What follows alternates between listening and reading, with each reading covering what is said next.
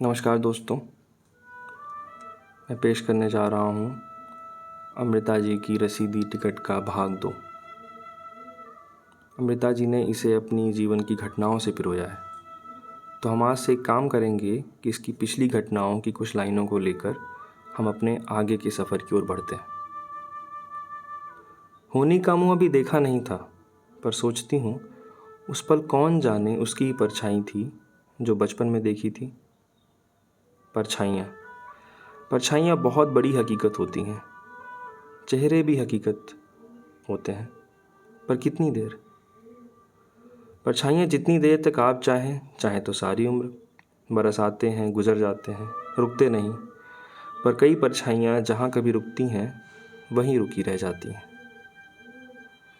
यूँ तो हर परछाई किसी काया की परछाई होती है, काया की मोहताज। पर कई परछाइयाँ ऐसी भी होती हैं जो इस नियम के बाहर होती हैं, काया से भी स्वतंत्र। और यूँ भी होता है कि हर परछाई न जाने कहाँ से और किस काया से टूटकर तुम्हारे पास आ जाती है, और तुम उस परछाई को लेकर दुनिया में घूमते रहते हो और खोजते रहते हो कि यह जिस काया से टूटी है वह कौन सी है। गलतफहमियों का क्या है, हो जाती हैं। तुम यह परछाई गैरों के गले से लगा कर भी देखते हो, न जाने उसी के माप की हो, नहीं होती ना सही। तुम फिर उसे अंधेरे से को पकड़ कर वहाँ से चल देते हो। मेरे पास भी एक परछाई थी। नाम से क्या होता है, उसका एक नाम भी रख लिया था, राजन। घर में एक नियम था कि सोने से पहले कीर्तन सोहिले का पाठ करना होता है। सोहिले यानी गुरु ग्रंथ का एक अंश विशेष। इसके संबंध में पिताजी का विश्वास था कि जैसे जैसे इसे पढ़ते जाते हो तुम्हारे गिर्द एक किले बनता जाता है, और पाठ के समाप्त होते ही तुम सारी रात एक किले की सुरक्षा में रहते हो, और फिर सारी रात बाहर से किसी की मजाल नहीं होती कि वह उस किले में प्रवेश कर सके। तुम हर प्रकार की चिंता से मुक्त होकर सारी रात सो सकते हो। यह पाठ सोते समय करना होता है। आंखें नींद से भरी होती थीं, इतनी कि नींद के गमले में अधूरा भी रह सकता था। इस संबंध में उनका कहना था कि अंतिम पंक्ति तक इसे पूरा करना ही है। अगर अंतिम पंक्ति छूट जाए तो किलेबंदी में कोई कोर कसर रह जाती है, इसलिए वह पूरी सुरक्षा नहीं कर सकता। अंतिम पंक्ति तक यह पाठ करना होता था। बहुत बच्ची थी, चिंता हुई कि इस पाठ के बाद मेरे गिर्द किला बन जाएगा तो फिर राजन मेरे सपने में किस तरह आएगा। मैं किले के अंदर होंगी, वह किले के बाहर रह जाएगा। सोचा कि पाठ कंठस्थ है, अपनी चारपाई पर बैठकर धीरे धीरे करना है। मैं याद से इसकी कुछ पंक्तियां छोड़ दिया करूंगी। किला पूरी तरह बंद नहीं होगा और वह उसी खुली जगह से होकर आ जाएगा। पर पिताजी ने इस नियम का रूप बदल दिया। इसकी जगह सब अपनी अपनी चारपाई पर बैठकर अपना अपना पाठ करें। उन्होंने यह नियम बना दिया कि मैं चारपाई पर बैठकर ऊंचे स्वर में पाठ करूंगी और सब अपनी अपनी चारपाई पर बैठे उसे सुनेंगे।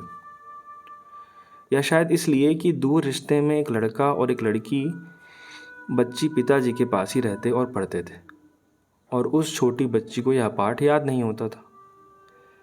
पाठ की कोई भी पंक्ति छोड़ी नहीं जा सकती थी। एक दो बार छोड़ने की कोशिश की, पर पिताजी ने भूल की शोध करवाकर वे पंक्तियां फिर पढ़वा दी। फिर बहुत सोचकर यह युक्ति निकाली कि कीर्तन सोहिले का पाठ करने से पहले मैं राजन को ध्यान करके उसे अपने पास बुला लिया करूं, ताकि वह किले की दीवारों के निर्माण होने से पहले ही किले के अंदर आ जाया करे। 31 जुलाई 1930। कोई 11 वर्ष की थी जब अचानक एक दिन माँ बीमार हो गई। बीमारी कोई मुश्किल से ही एक सप्ताह रही होगी। जब मैंने देखा कि माँ की चारपाई के इर्द गिर्द बैठे हुए सभी के मुंह घबराए हुए थे। मेरी बिन्ना कहाँ है? कहते हैं एक बार मेरी माँ ने पूछा था, और जब मेरी माँ की सहेली प्रीतम कौर मेरा हाथ पकड़कर मुझे माँ के पास ले गई तो माँ को होश नहीं था।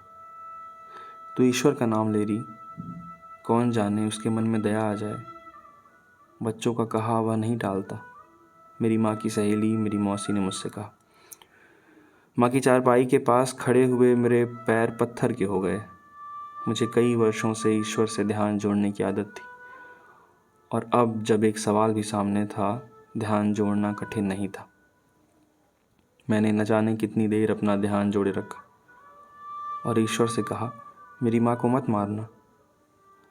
माँ की चारपाई से अब माँ की पीड़ा से कराती हुई आवाज़ नहीं आ रही थी, पर इर्द गिर्द बैठे हुए लोगों में खलबली सी पड़ गई थी। मुझे लगता रहा बेकार ही सब घबरा रहे हैं, अब माँ को पीड़ा नहीं हो रही है। मैंने ईश्वर से अपनी बात कह दी है, वह बच्चों का कहा नहीं टालता। और फिर माँ की चीखों की आवाज़ नहीं आई, पर सारे घर की चीखें निकल गईं। मेरी माँ मर गई थी। उस दिन मेरे मन में रोष उबल पड़ा। ईश्वर किसी के नहीं सुनता, बच्चों की भी नहीं। यह वह दिन था जिसके बाद मैंने अपना वर्षों का नियम तोड़ दिया। पिताजी की आज्ञा बहुत कठोर होती थी, पर मेरी जिद्दें ने उनकी कठोरता से टक्कर ले ली। ईश्वर कोई नहीं होता, ऐसे नहीं कहते। क्यों?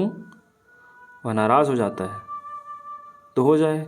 मैं जानती हूँ ईश्वर कोई नहीं है। तू कैसे जानती है? अगर वह होता तो मेरी बात ना सुनता? तूने उससे क्या कहा था? मैंने उससे कहा था मेरी माँ को मत मारना। तूने उसे कहीं देखा है? वह दिखाई थोड़ी देता है, पर उसे सुनाई भी नहीं देता। पूजा पाठ के लिए पिताजी की आज्ञा अपनी जगह पर अड़ी हुई थी और मेरी जिद अपनी जगह। कभी उनका गुस्सा ही उबल पड़ता और वह मुझे पालथी लगवा कर बिठा देते। 10 मिनट आंखें मीचकर ईश्वर का चिंतन कर। बाहर जब शारीरिक तौर पर मेरी बचकानी उम्र उनके पितृ अधिकार से टक्कर न ले सकती, तब मैं आलथी पालथी मार कर बैठ जाती, आंखें मींच लेती, पर अपनी हार को अपने मन का रोष बना लेती। अब आंखें मींच कर अगर मैं ईश्वर का चिंतन ना करूं, तो पिताजी मेरा क्या कर लेंगे? जिस ईश्वर ने मेरी वह बात नहीं सुनी, अब मैं उससे कोई बात नहीं करूंगी, उसके रूप का भी चिंतन नहीं करूंगी। अब मैं आंखें मींच कर अपने राजन का चिंतन करूंगी। और मेरे साथ सपने में खेलता है, मेरे गीत सुनता है, वह कागज़ लेकर मेरी तस्वीर बनाता है। बस उसी का ध्यान करूंगी, उसी का। ये वे दिन थे जिनके बाद मैंने कई दिन नहीं, कई महीने नहीं, कई बरस 2 सपनों में गुजार दिए।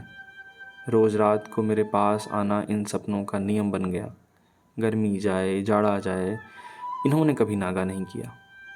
एक सपना था कि एक बहुत बड़ा किला है और लोग मुझे उसमें बंद कर देते हैं। बाहर पहरा होता है, भीतर कोई दरवाज़ा नहीं मिलता।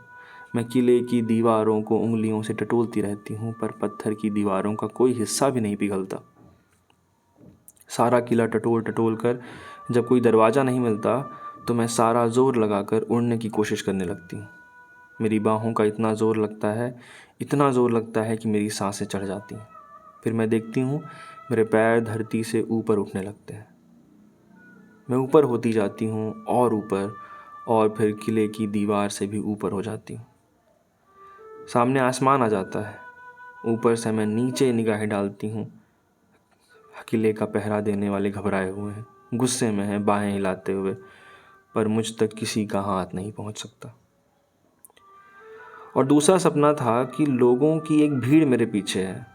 मैं पैरों से पूरी ताकत लगाकर दौड़ती हूँ, लोग मेरे पीछे दौड़ते हैं। फासला कम होता जाता है और मेरी घबराहट बढ़ती जाती है। मैं और ज़ोर से दौड़ती हूँ, और ज़ोर से, और सामने दरिया आ जाता है। मेरे पीछे आने वालों की भीड़ में खुशी बिखर जाती है। अब आगे कहाँ जाएगी? आगे कोई रास्ता नहीं है, आगे दरिया बहता है और मैं दरिया पर चलने लगती हूँ। पानी बहता रहता है, पर जैसे उसमें धरती जैसा सहारा आ जाता है। धरती तो पैरों को सख्त लगती है, यह पानी नरम लगता है और मैं चलती जाती हूँ। सारी भीड़ किनारे पर रुक जाती है। कोई पानी में पैर नहीं डाल सकता, अगर कोई डालता है तो डूब जाता है। और किनारे पर खड़े हुए लोग घूर कर देखते हैं, किचकिचियाँ भरते हैं, पर किसी का हाथ मुझ तक नहीं पहुँचता। अंक 2 यहीं समाप्त करते हैं। ये सफ़र जारी रहेगा किताब ख़त्म होने तक। आप बने रहिए। बहुत शुक्रिया, बहुत आभार, नमस्कार।